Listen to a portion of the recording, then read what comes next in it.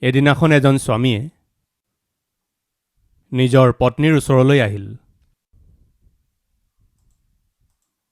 আহি তোমাক কথা এটা কওঁ বুলি ক'লে। কি হ'লনো? এই কথা তোমাৰ আৰু মোৰ মাজতে থাকিব, আন কোনেও গম পাব নালাগে। কওক। একো নাই, তুমি বৰ ধুনীয়া। তেওঁ আগতে এই কথাটো তেওঁক কৈছিল নে নাই নাজানো, কিন্তু সেইদিনা তেওঁ ক'লে, তুমি বৰ ধুনীয়া।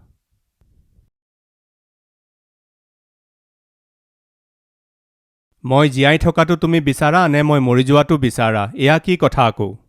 জীয়াই থাকিব লাগে, মোৰ স্বামী হৈ থাকিব লাগিব। ইমান ডাঙৰ কথা কিয় কৈ দিলে? সঁচাকৈ মই জীয়াই থকাটো বিচাৰিছানে? হয়, সঁচাকৈ বিচাৰোঁ। তেন্তে এটা কাম কৰা। কওকচোন, কি কৰিব লাগে? মই যে তোমাৰ স্বামী, সেই কথা কাকো নক'বা। হাই, এয়া কি কথা? আপুনি মোৰ স্বামী। স্বামীক স্বামী বুলি নকৈ কি বুলি ক'ম? স্বামী বুলি কাকো নক'বা। তেন্তে মই কি বুলি ক'ম? তোমাৰ ককায়েৰা বুলি ক'বা। এয়া কি কথা? স্বামীক স্বামী বুলি নকৈ ককাই বুলি ক'বলৈ কৈছে? এয়া কি কথা? তুমি মোক জীয়াই থকাটো চাব বিচাৰানে নাই? আপুনি জীয়াই থাকিব লাগিব। তেন্তে ব্ৰাদাৰ বুলি ক'বা। মই একো বুজি পাব পৰা নাই, আপুনি কি কৈ আছে? তুমি বুজি পোৱা নাই যদি মই কৈছোঁ ৰ'বা।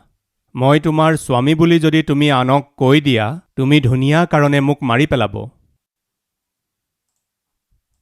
মোক মাৰি তোমাক জীয়াই ৰাখিব।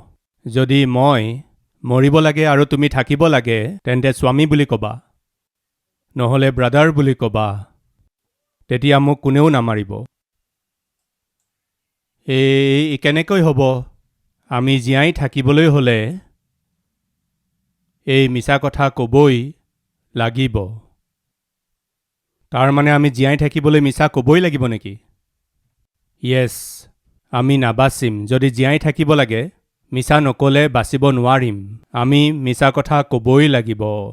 এনেকুৱা কথা নেকি? এনেকুৱাই কথা। এয়া ৪,০০০ বছৰ আগতে সংঘটিত হোৱা এহাল স্বামী ভাৰ্যাৰ মাজত হোৱা কথা-বাৰ্তা। তেওঁক আৰু তেওঁৰ পত্নীক ঈশ্বৰে মনোনীত কৰিছিল, আমন্ত্ৰণ কৰিলে আৰু পৃথক কৰিলে। মই তোমাক এখন দেশ দিম, প্ৰতিজ্ঞাৰ এক ভূমি দিম, প্ৰতিজ্ঞাৰ এক পুত্ৰ দিম, ঈশ্বৰে কৈছিল। ঈশ্বৰৰ বাক্যত বিশ্বাস কৰা সেই ভক্ত আৰু তেওঁৰ পত্নী একেলগে ঈশ্বৰৰ পাছে পাছে চলি চলি ঈশ্বৰৰ ইচ্ছা জানি সেইমতে আগবাঢ়ি গৈ থাকোঁতে এক ভয়ানক সমস্যা আহিল। সেয়া আছিল আকাল। আকাল আহিল। আকালৰ সেই কালত খাবলৈ আহাৰ নোহোৱাৰ কাৰণে আব্ৰাহামে কি কৰিছিল জানেনে? এটা সিদ্ধান্ত কৰিলে। সেই সিদ্ধান্ত কি আছিল? ঈশ্বৰৰ ইচ্ছাবিহীন সিদ্ধান্ত, ঈশ্বৰৰ ইচ্ছাৰ বিপৰীত সিদ্ধান্ত।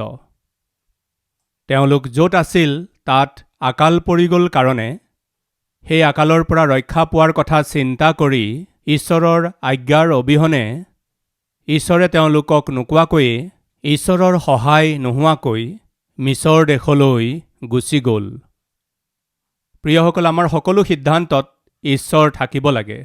সেইকাৰণে সাধাৰণতে মই এই প্ৰাৰ্থনা কৰি থাকোঁ, প্ৰভু, আমাৰ কাৰ্যত, আমাৰ পৰিচৰ্যাত, আমাৰ প্ৰচেষ্টাবোৰত, আমাৰ যাত্ৰাবোৰত আপুনি লগত থাকক পিতৃ। পিতৰ, জোহন, জাকোব, আন্দ্ৰিয় এই সকলোৱেই মাছ ধৰিবলৈ চেষ্টা কৰিছিল। গোটেই ৰাতি মাছ ধৰিবলৈ তেওঁলোকে চেষ্টা কৰিছিল, গোটেই ৰাতি পৰিশ্ৰম কৰিলে, কিন্তু এটা মাছো নাপালে। কাৰণটো কি জানেনে? ঈশ্বৰ লগত নাথাকিলে প্ৰচেষ্টাবোৰ অসফল হয়। সেই নাওখনতেই যীশুৱে গৈ সেই সমুদ্ৰতেই জালখন পেলাবলৈ কওঁতে উপচি পৰাকৈ মাছ পালে। তাৰ কাৰণ হৈছে যীশু তেওঁলোকৰ লগত আছিল। যীশুৰ অবিহনে আপুনি যি চেষ্টাই নকৰক, যিমানেই প্ৰচেষ্টা নকৰক কিয়, যিমানেই পৰিশ্ৰম নকৰক কিয়, প্ৰতিফল আপুনি কোনোপধ্যে নাপাব। সেইকাৰণে কৈছোঁ, যীশুৰ অবিহনে কৰা কাম আধাতেই ৰৈ যাব। যীশুৰ অবিহনে কৰা যাত্ৰা বিপদৰ সন্মুখীন হ'ব। যীশুৰ অবিহনে কৰা প্ৰচেষ্টাবোৰত পৰিশ্ৰম কৰা হ'ব, কিন্তু প্ৰতিফল কোনোপধ্যে দেখা নাপাব। যীশুৰ অবিহনে কৰা পৰিচৰ্যা আচলতে পৰিচৰ্যা নহয়। এদিন ঈশ্বৰৰ সংগ অবিহনে এলীৰ পুতেকে পৰিচৰ্যা কৰিছিল। পাপ কাৰ্যত লাগি থাকিও, ব্যভিচাৰ কাৰ্যত জীৱন যাপন কৰিও পৰিচৰ্যাত ভাগ লৈছিল। তাৰ প্ৰতিফল কি হ'ল জানেনে? দুয়োকে ঈশ্বৰে একে কোবতেই মাৰি পেলালে। ঈশ্বৰৰ অবিহনে কৰা পৰিচৰ্যা আচলতে শাপগ্ৰস্ত পৰিচৰ্যা। সি অভিশাপহে লৈ আহে। পৰিচৰ্যাত ভাগ লৈ আছে নেকি? তেন্তে শুনক, ঈশ্বৰৰ সহভাগিতাত থাকক। ঈশ্বৰৰ সৈতে পৰিচৰ্যাত সহভাগী হওক। তেনেদৰে নচলি পাপতে জীৱন যাপন কৰি ঈশ্বৰৰ পৰা দূৰ হৈ পৰিচৰ্যাত অংশ ল'লে নিজৰেই হাতেৰে অভিশাপ আঁকোৱালি ল'ব। তাত আকাল পৰিছিল। ইয়াৰ পূৰ্বেও নিৰন্তৰে প্ৰাৰ্থনা কৰি থকা আব্ৰাহামে সমস্যাত পৰোঁতেও প্ৰাৰ্থনা কৰিব লাগিছিল। সমস্যা আহোঁতে ঈশ্বৰৰ চৰণত তেওঁ ধৰিব লাগিছিল নহয়। পিতৃ, আকাল পৰিছে। কিয় আহিছে নাজানো, কাৰণ নাজানো। কেতিয়ালৈকে থাকিব নাজানো। সেই আকালে কেনেকৈ মোৰ পৰিয়ালক প্ৰভাৱিত কৰিব মই নাজানো প্ৰভু। প্ৰিয়সকল, যেতিয়া একোৱেই নাজানে তেওঁ প্ৰভুৰ ওচৰলৈ গৈ জানিব লাগিছিল। আজি আছে নেকি আমাৰ মাজত কোনোবা সমস্যা আহিছে? কিয় আহিছে নাজানে। কেতিয়ালৈকে এই সমস্যা থাকিব নাজানে। এই সমস্যাই কি কৰিবলৈ গৈ আছে নাজানে। ইয়েছ, বহুতো সমস্যা কেতিয়ালৈকে আমাৰ লগত থাকিব নাজানো। সেই সমস্যাত কেতিয়ালৈকে ব্যাকুল হৈ থাকিব লাগিব নাজানো।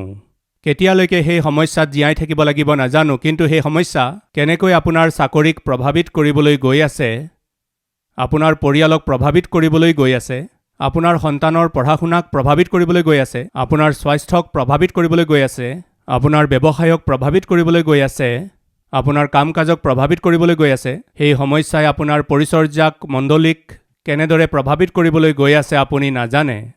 যি কথা আপুনি নাজানে, তেনেকুৱা সমস্যাৰ মাজেৰে আপুনি যাওঁতে, উত্তৰ নজনা তেনেকুৱা সমস্যাৰ মাজেৰে যাওঁতে, কষ্টৰ মাজেৰে যাওঁতে, সকলো কথা জনা ঈশ্বৰজন আছে সেই কথা আপুনি যদি জানে, তেন্তে ঈশ্বৰৰ ওচৰলৈ কিয় যোৱা নাই? ঈশ্বৰৰ ওচৰলৈ গৈ আপুনি নিজৰ সমস্যাৰ কথা তেওঁক কিয় নকয়? হে প্ৰভু, এয়া কি সমস্যা? হঠাৎ যে আহি গ'ল। ইয়েছ, বহুতো সমস্যা হঠাতেই আহে। আপোনাক নোকোৱাকৈয়ে আহে। হঠাতে আহি পায়। হঠাতে আপোনাক কঁপাই তোলে। হঠাতে পৰিৱৰ্তন লৈ আহে। কি কৰিব লাগে তাক বুজি পাব নোৱাৰা ধৰণৰ পৰিস্থিতি লৈ আহে। আজি আমাৰ মাজত কোনোবা আছে নেকি? মনোযোগেৰে শুনিব। কিছুমান সমস্যা ইয়াৰ পূৰ্বে আপোনাৰ জীৱনত কেতিয়াও নেদেখা নিচিনা লাগিব পাৰে। এনেকুৱা সমস্যাৰ মাজেৰে মই কেতিয়াও যোৱা নাই। এনেকুৱা পৰিস্থিতিত মই কেতিয়াও পৰা নাই। এনেকুৱা কষ্টৰ মাজেৰে মই কেতিয়াও যোৱা নাই। নাজানো কিয় এনেকুৱা সমস্যাৰ কেতিয়াও সন্মুখীন হোৱা নাই। এতিয়াহে সন্মুখীন হ'ব লগা হৈছে। এনেকুৱা পৰিস্থিতিত আমাৰ মাজৰ কোনোবাই এই বুলি কৈছে নেকি? কেতিয়াও সন্মুখীন নোহোৱা এনেকুৱা পৰিস্থিতিৰ সন্মুখীন হ'ব লগা হৈছে। কেতিয়াও সন্মুখীন নোহোৱা এনেকুৱা কষ্টৰ সন্মুখীন হ'ব লগা হৈছে। কেতিয়াও সন্মুখীন নোহোৱা সমস্যাৰ, এক নতুন সমস্যাৰ সন্মুখীন হ'ব লগা হৈছে। হয়, আব্ৰাহামৰ জীৱনত এনেকুৱা হৈছিল। ঠিক এনেকুৱাই আব্ৰাহামৰ জীৱনত হৈছিল। আদি পুস্তক 1 অধ্যায়ৰ পৰা সাৱধানতাৰে পঢ়ি যাওক। 2000 বছৰ পাৰ হৈ গ'ল। বাইবেলখন আৰু সময়সূচী যদি আপুনি জানিব বিচাৰিছে তেন্তে চিম্পল। আদমৰ পৰা আব্ৰাহামলৈকে 2000 বছৰ। আব্ৰাহামৰ পৰা দাউদলৈকে 1000 বছৰ। দাউদৰ পৰা যীশুখ্ৰীষ্টলৈকে 1000 বছৰ। যীশুখ্ৰীষ্টৰ পৰা আজিলৈকে 2000 বছৰ। আৰু আদমৰ পৰা এতিয়ালৈকে 6000 বছৰ। ঈশ্বৰে 6 দিন কাম কৰি সপ্তম দিনা বিশ্ৰাম কৰিছিল। সপ্তম দিনা তেওঁ কাম কৰা নাছিল। বিশ্ৰাম। মনোযোগেৰে শুনিব। ঈশ্বৰৰ দৃষ্টিত এদিনেই 1000 বছৰৰ সমান, আৰু 1000 বছৰ এদিনৰ সমান বাইবেলে এইদৰে কৈছে। যদি সেয়া সঁচা তেন্তে আদমৰ পৰা আব্ৰাহামলৈকে 2000 বছৰ, আব্ৰাহামৰ পৰা দাউদলৈকে 1000 বছৰ, দাউদৰ পৰা যীশুখ্ৰীষ্টলৈকে 1000 বছৰ, যীশুখ্ৰীষ্টৰ পৰা এতিয়ালৈকে 2000 বছৰ, আৰু সকলো মিলাই 6000 বছৰ হ'ল। যেতিয়া ঈশ্বৰে 6 দিনত গোটেই সৃষ্টিৰ ৰচনা সম্পূৰ্ণ কৰিলে, সপ্তম দিনা তেওঁ কি কৰিলে? বিশ্ৰাম কৰিলে। সপ্তম দিনা তেওঁ কাম নকৰিলে আৰু তেওঁ কাম কৰিবলৈ নিদিয়ে। এতিয়া শুনক, ঈশ্বৰৰ দ্বাৰাই নিৰ্মাণ কৰা সৃষ্টিৰ 6 দিন সমাপ্ত হৈ গ'ল। সপ্তম দিনটো বিশ্ৰামৰ দিন। অতি সোনকালে এই জগতখনে বিশ্ৰাম ল'বলৈ গৈ আছে। বিশ্ৰামত প্ৰৱেশ কৰিবলৈ গৈ আছে। কিছুমানেতো অনন্তকাললৈকে ঈশ্বৰৰ লগত থাকি বিশ্ৰাম ল'বলৈ গৈ আছে আৰু কিছুমানে নৰকলৈ গৈ অনন্তকাললৈকে কান্দিবলৈ গৈ আছে।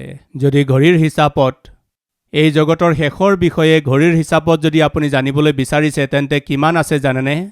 সৰু কাটাডাল 12ৰ একেবাৰে ওচৰত আছে আৰু ডাঙৰ কাটাডাল 12ৰ ওপৰলৈ আহি আছে। তাৰ মানে ইয়াৰ অৰ্থ হৈছে 11:59 আমি একেবাৰে শেষৰ মিনিটত আছোঁ। এয়া অন্তিম সময়, এয়া অন্তিম দিন। যীশু যিকোনো দিনা আহিব পাৰে। বাইবেলত আমি দেখিবলৈ পাইছোঁ, যোহনৰ প্ৰতি প্ৰকাশিত বাক্যত যীশুৱে কি কৈছিল আমি দেখিছোঁ, চোৱা মই শীঘ্ৰে আহিছোঁ, শীঘ্ৰে আহিছোঁ। সেই সময়তেই প্ৰভুৱে কৈছিল, প্ৰভু সোনকালে আহিব। তেওঁ অহাৰ আগতে আমি যুগুত হৈ থাকিলে বৰ ভাল হ'ব। মই আকৌ নিজৰ বিষয়টোলৈ আহিছোঁ। এনেকুৱা কষ্ট মোৰ জীৱনত কেতিয়াও অহা নাছিল। য়েছ, আব্ৰাহামে ইয়াৰ পূৰ্বে জীৱনত কেতিয়াও আকাল দেখা নাছিল। আমি যদি চাওঁ, আদমৰ পৰা আৰম্ভ কৰি আব্ৰাহামৰ সময়লৈকে 2000 বছৰলৈকে কোনো স্থানতেই বাইবেলত আকালৰ বিষয়ে একো কোৱা হোৱা নাই। সেয়া প্ৰথমবাৰ হোৱা আকাল আছিল। এনেকুৱা আকাল মই জীৱনত কেতিয়াও দেখা নাছিলোঁ। এই আকাল মোৰ জীৱনত কেতিয়াও অহা নাছিল। নাজানো কিয় আহিল। ফাৰ্ষ্ট টাইম মোৰ জীৱনত দেখিবলৈ পাইছোঁ। এনেকুৱা পৰিস্থিতিৰ মাজেৰে আপোনালোক কোনোবা গৈ আছে নেকি? আজি মই যি সমস্যাৰ সন্মুখীন হৈছোঁ, ফাৰ্ষ্ট টাইম মোৰ জীৱনত মই সন্মুখীন হৈছোঁ। এই কষ্টৰ সন্মুখীন হৈছোঁ। এই অপমানৰ সন্মুখীন হৈছোঁ। এই টেনচনৰ সন্মুখীন হৈছোঁ। এই সংঘৰ্ষৰ সন্মুখীন হৈছোঁ। এই ব্যক্তিজনৰ সন্মুখীন হৈছোঁ। এই পৰিস্থিতিৰ সন্মুখীন হৈছোঁ। ইয়াৰ পূৰ্বে কেতিয়াও এনেকুৱা পৰিস্থিতিত পৰা নাই। ইয়াৰ পূৰ্বে মই কেতিয়াও এনেকুৱা ব্যক্তি পোৱা নাছিলোঁ। আচৰিত পৰিস্থিতিৰ মাজেৰে মই গৈ আছোঁ। কোনোবা আছে নেকি? তেন্তে কি কৰিব লাগে? ইয়াৰ পূৰ্বে কেতিয়াও আপুনি সন্মুখীন নোহোৱা পৰিস্থিতিৰ মাজেৰে গৈ আছে যদি কি কৰিব লাগে? যিকোনো সমস্যাৰ উত্তৰ দিব পৰা ঈশ্বৰজন আছে যেতিয়া, সেই ঈশ্বৰৰ ওচৰলৈ যাব লাগে। বহুতো সময়ত আমাৰ আচল আৰু প্ৰকৃত সমস্যা আমি সন্মুখীন হৈ থকা সমস্যাটো নহয়। প্ৰিয়সকল, মনোযোগেৰে শুনিব। আপোনাৰ জীৱনৰ আচল সমস্যাটো কি? আপুনি যাৰ সন্মুখীন হৈছে সেইটো নহয়। তেন্তে আচল সমস্যাটোনো কি? সেই সমস্যাটোৰ উত্তৰ দিব পৰা ঈশ্বৰজন আছে। সেই কথা জানিও সেই ঈশ্বৰজনৰ ওচৰলৈ নোযোৱাটো, সেই ঈশ্বৰজনৰ ওচৰলৈ গৈ আঁঠু নোলোৱাটো, সেই ঈশ্বৰজনৰ ওচৰলৈ গৈ প্ৰাৰ্থনা নকৰাটো, সেই ঈশ্বৰজনৰ ওচৰলৈ গৈ ক্ৰন্দন নকৰাটো হৈছে আচল সমস্যা।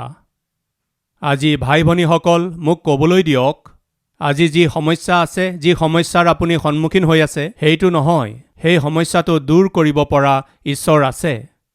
তথাপি আপুনি সমস্যাৰ মাজেৰে গৈ আছে যদি তাৰ কাৰণটো কওঁনে? সেই সমস্যাটো দূৰ কৰিব পৰা ঈশ্বৰজনলৈ আপুনি মনোযোগ কৰা নাই। সেই সমস্যা দূৰ কৰিব পৰা ঈশ্বৰজনত আপুনি বিশ্বাস কৰা নাই। সেই সমস্যাটো দূৰ কৰিব পৰা ঈশ্বৰজনক আপুনি নিবেদন জনোৱা নাই। সেই ঈশ্বৰজনৰ ওচৰলৈ গৈ আপুনি ক্ৰন্দন কৰা নাই, তাৰ মানে প্ৰাৰ্থনা কৰা নাই। সেইকাৰণে সমস্যা আপোনাৰ জীৱনত তেনেকৈয়ে থাকি গ'ল। যাকোব, তুমি মোৰ আগত প্ৰাৰ্থনা কৰা নাই। ঈশ্বৰে এইদৰে কৈছিল, তুমি মোৰ আগত প্ৰাৰ্থনা কৰা নাই। চিমোন, এঘণ্টাওনো তুমি সাৰে থাকি প্ৰাৰ্থনা কৰিব নোৱাৰানে? ঈশ্বৰে আপোনাকেই সুধি আছে। বহুতো সমস্যাৰ মাজেৰে গৈ আছে, বহুতো হেঁচাৰ মাজেৰে গৈ আছে, বহুতো বেমাৰৰ মাজেৰে গৈ আছে, বহুতো ধাৰৰ মাজেৰে গৈ আছে। এই সকলোবোৰৰ অনুভৱ কৰি এইবোৰৰ উত্তৰ দিব পৰা মোক ঈশ্বৰক জানিও কিয় মোৰ ওচৰলৈ নাহা? মোৰ ওচৰলৈ আহি কিয় নিজৰ সমস্যাৰ কথা নোকোৱা? যিসকলে সুস্থতা পাব বিচাৰে তেওঁলোকে বেমাৰৰ কাৰণে কষ্ট পাই থাকে হস্পিটাললৈ গৈ আপুনি চাওকচোন তেওঁলোকে ৱেইটিং হলত বহি থাকে 50 জন লোক থাকে 100 জন লোক থাকে তেওঁলোকে জানে 3 ঘণ্টা 4 ঘণ্টা অপেক্ষা নকৰাকৈ আমি ডক্টৰক লগ পাব নোৱাৰিম তথাপিও বহিয়েই থাকে হাতত থকা টোকেনটো চাই থাকে টোকেন নম্বৰ 35 টোকেন নম্বৰ 36 এইদৰে ক'লে নিজৰ টোকেনটোলৈ চাই 143 টোকেন নম্বৰ 36 143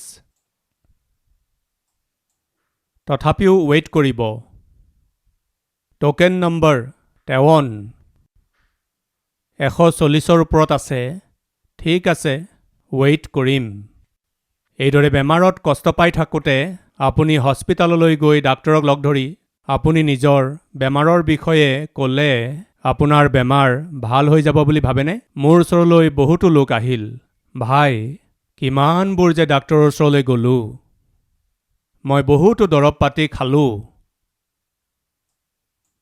বহুতো ডাক্তৰৰ ওচৰলৈ গৈ মই চিকিৎসা কৰিলোঁ তাৰপিছত কি হ'ল কিনো হ'ব আৰু একোৱেই নহ'ল একো পৰিৱৰ্তন নাই তেতিয়া যীশুৰ ওচৰলৈ আহি প্ৰাৰ্থনা কৰিলে ঈশ্বৰৰ আগত নিবেদন কৰা তেওঁলোকৰ জীৱনত বহুত ভাল স্বাস্থ্য দেখিবলৈ পালে প্ৰিয় ভাই আৰু ভনী আপুনি জীৱনত সন্মুখীন হোৱা সমস্যাবোৰ দূৰ কৰিবলৈ অদ্ভুত ঈশ্বৰজন থকা সত্ত্বেও আপুনি তেওঁৰ ওচৰলৈ কিয় অহা নাই এবাৰ এই অনুষ্ঠানৰ পাছত অকলশৰে মোৰ প্ৰভুৰ আগত আঁঠু লওক মই সুধিছোঁ নিজৰ সকলো দুখ কষ্টলৈ প্ৰভুৰ আগত আঁঠু লৈ নিজৰ হৃদয়ৰ সকলোবোৰ বেদনা প্ৰভুৰ আগত কওক ৰাতিৰ প্ৰথম প্ৰহৰতেই আপুনি উঠি তাৰমানে ৰাতিপুৱা 3 বজাৰ পৰা 6 বজাৰ ভিতৰত উঠি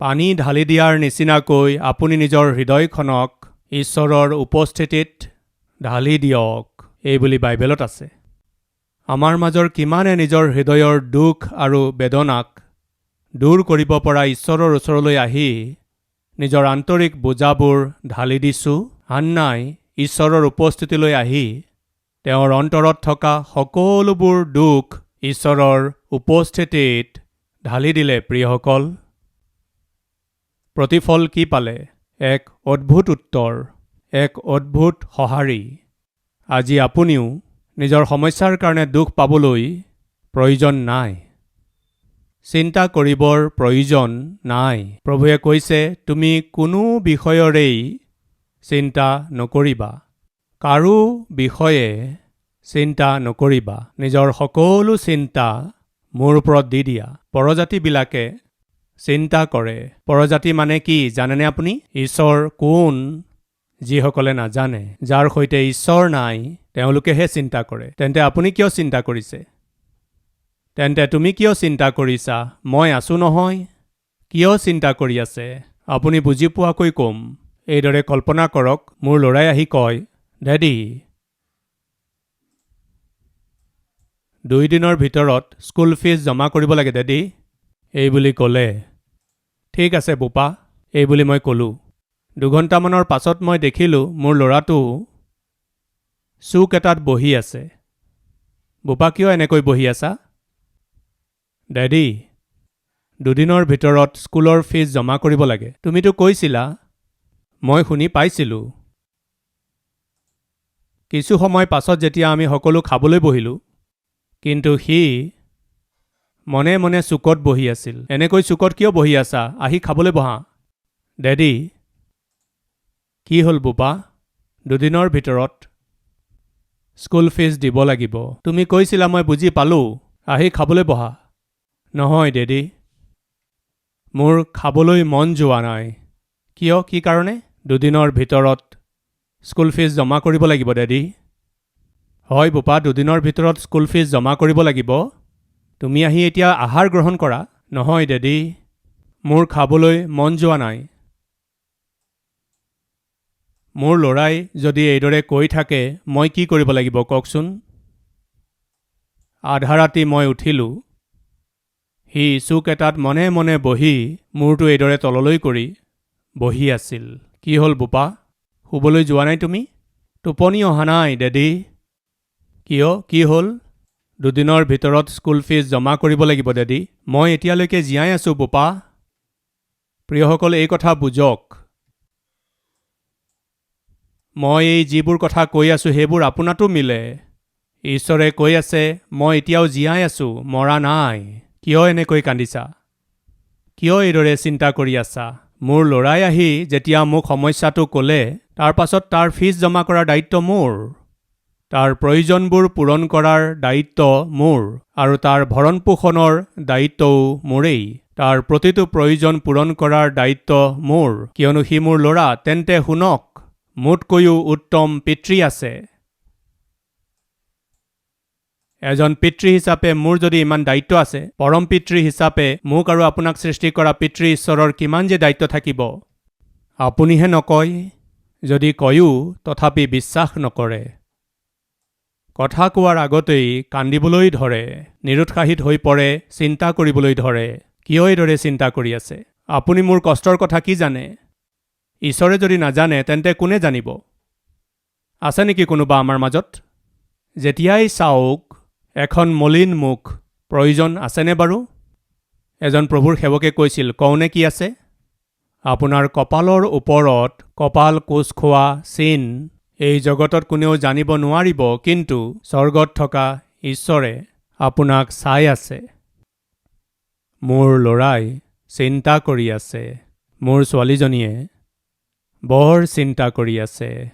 এইদৰে বৰ চিন্তা কৰি থাকিলে, এইদৰে বৰ চিন্তা কৰি থকাতকৈ শান্তিৰে মোৰ ওচৰলৈ আহি কোৱা, প্ৰভু, আপোনাৰ বাহিৰে মোৰ কোন আছে কওক? এইদৰে মোক ক'লে কিমান যে ভাল হ'ব। আজি আপোনাৰ সমস্যা কি মই আপোনাক কওঁ? আপুনি সন্মুখীন হৈ থকাটো নহয়, তেন্তে আপোনাৰ সমস্যাটো ঈশ্বৰক নোকোৱাটোহে আপোনাৰ সমস্যা। আজি ঈশ্বৰে মোক কথা কৈছে, যিবোৰ সমস্যা আছে সকলো মোৰ প্ৰভুৰ আগত ক'বহি লাগে। আজি মই সিদ্ধান্ত কৰিছোঁ মোৰ কাৰণে প্ৰাৰ্থনা কৰক বুলি কোৱা কোনোবা আছে যদি, আপোনাৰ হাতখন প্ৰভুক দেখুৱাবনে ফ্ৰেণ্ড?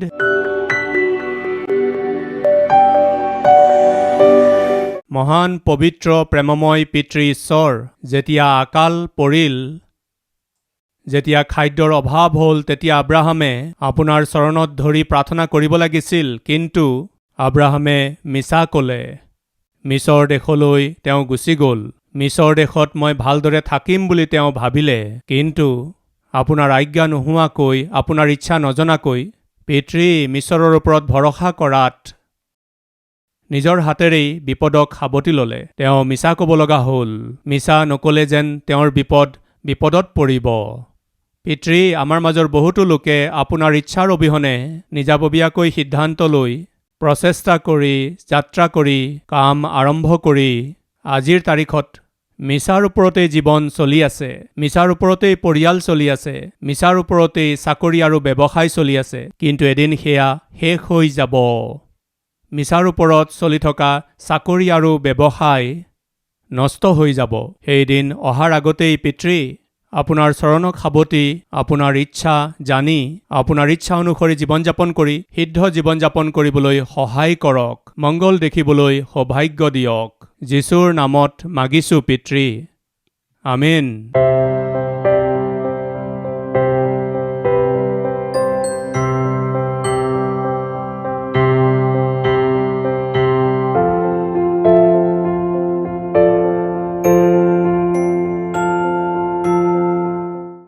हमारा address Calvary, post box number 30, Kukatpally, Hyderabad 72।